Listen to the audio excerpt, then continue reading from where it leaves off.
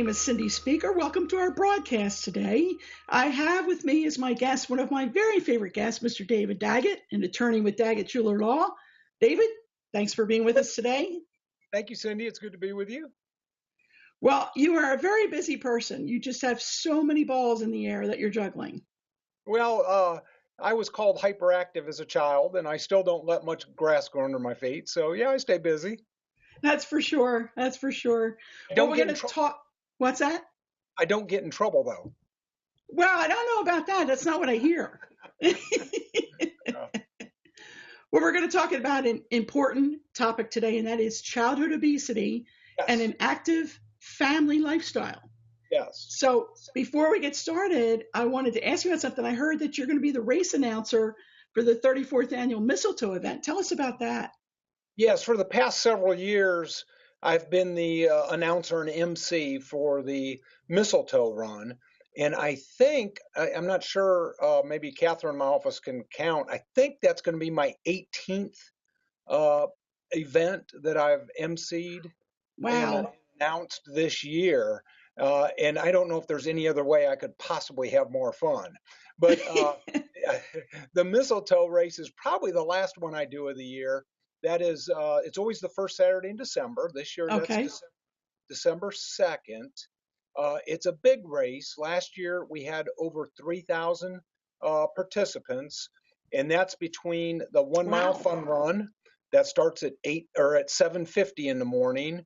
The 5K race starts at 8:20, and then the main event is the half marathon, which starts at 8:30. And I think I just put those out of order because we changed them this year. The half Okay. marathon starts at 8:20 and the 5K starts at 8:30. They're run on Wow. the same course at the same time. So there's a lot of excitement. It's a whole lot of fun.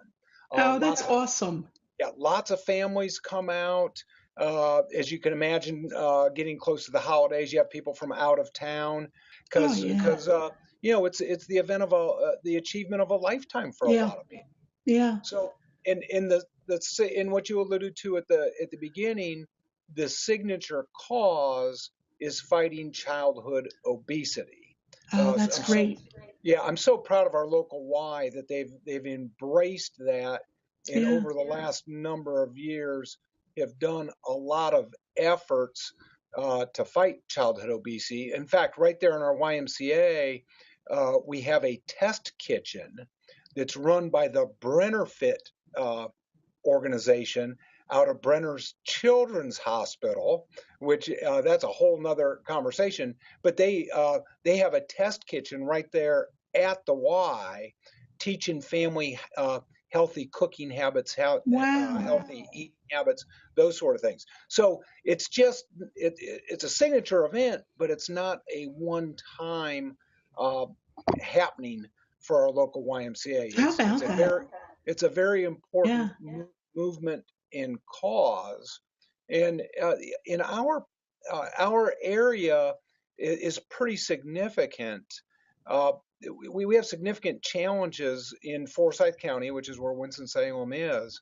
Um, we are, I think, either third or fourth county in the United States being the worst for food shortages for young people. So Wow. we have a lot of hungry kids in our Oh, area, which paradoxically, you also end up with childhood obesity.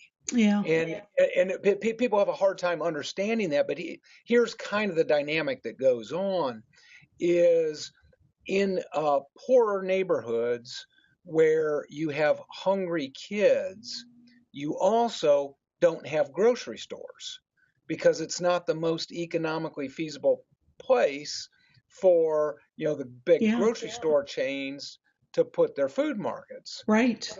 So what you end up having is more convenience stores, people buying something to eat as they have money, which tends not to be the highest quality food. Yeah. Uh, the other paradox is high quality good food costs more Right. than cheap food that's filled with a lot of calories. Yeah. So we have that interesting. It's really a paradox to me that Yeah. we have that in our community. I think, as you know, I've spent a good bit of time helping Hope Ministries, um, which is help our people eat. And Oh. I get emotional over this stuff, but we go out on Sundays and serve lunches to poor kids in our community, Oh.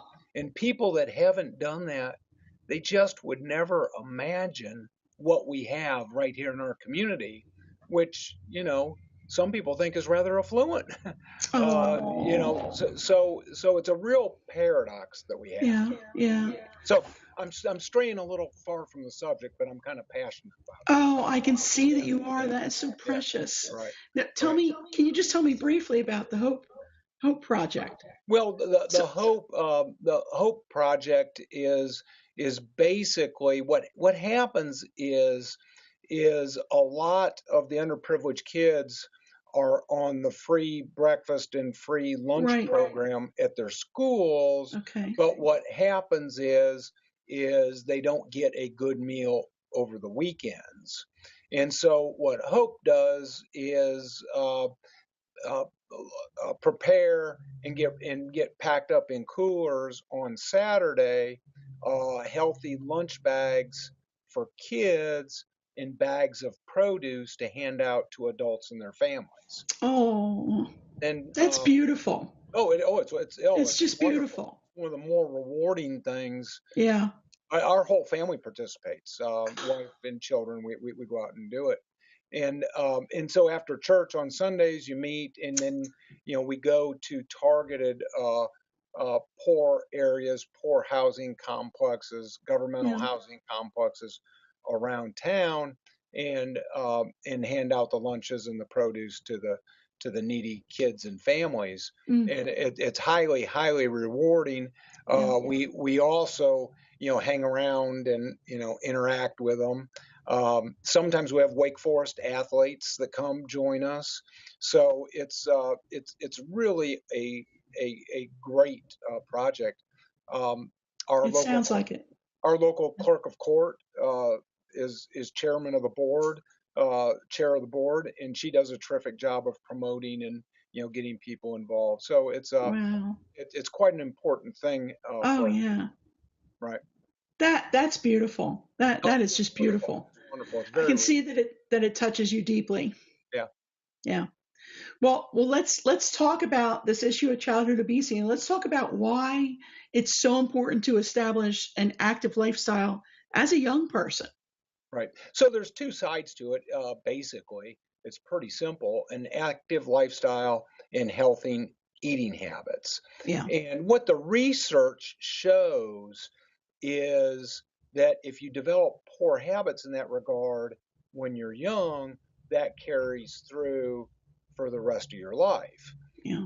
The unfortunate thing is childhood obesity is one of the biggest epidemics that we have in the United States.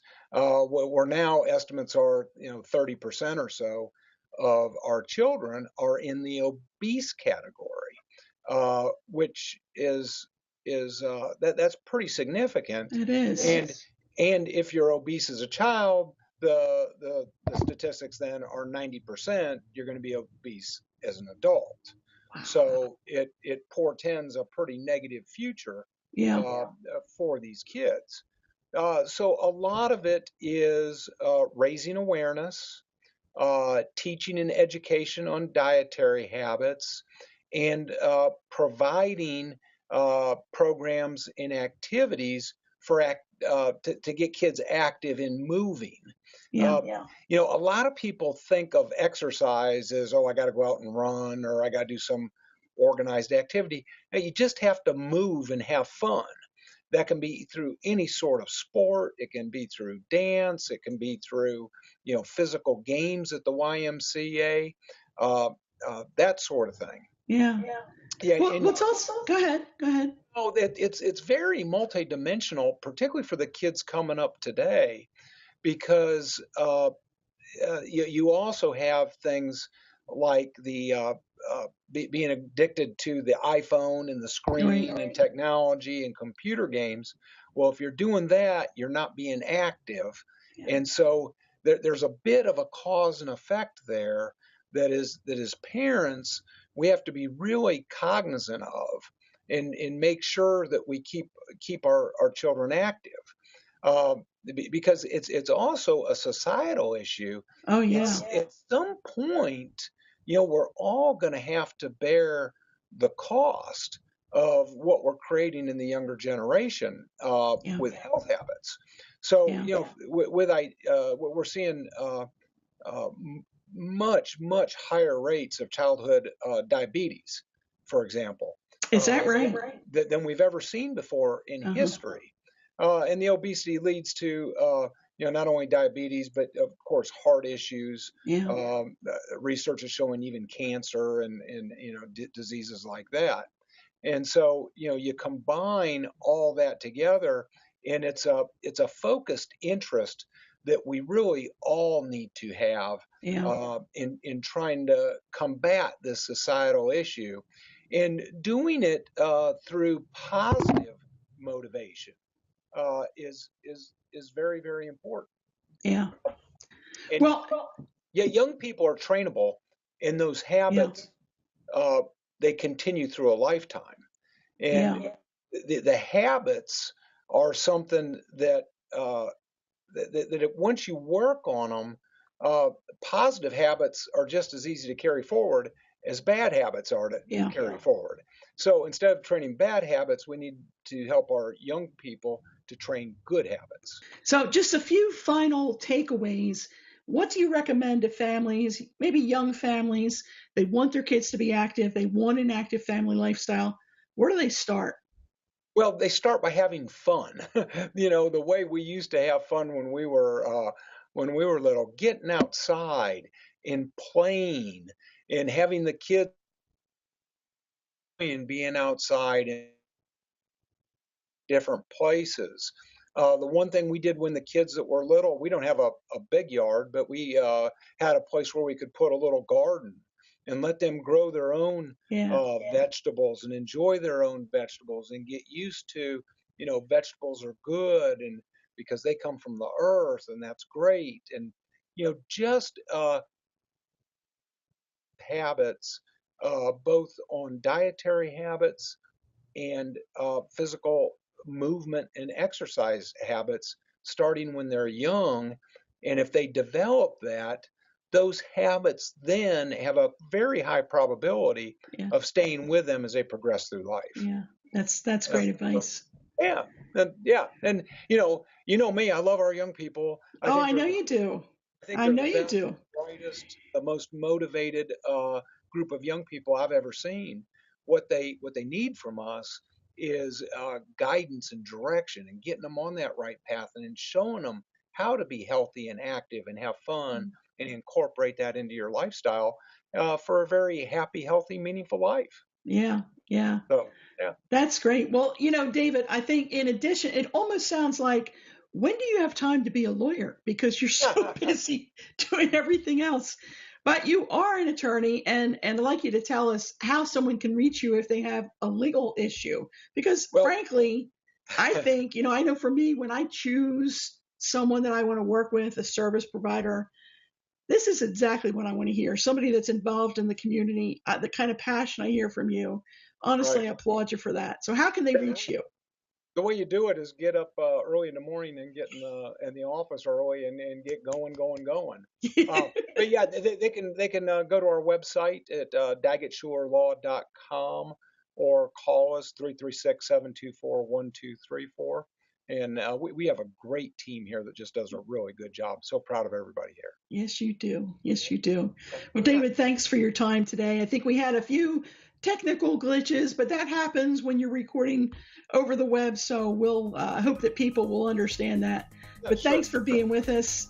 To those of you that are watching, you can leave your questions and comments on this page, and I know David will answer them. Thanks, everybody. We'll see you again soon.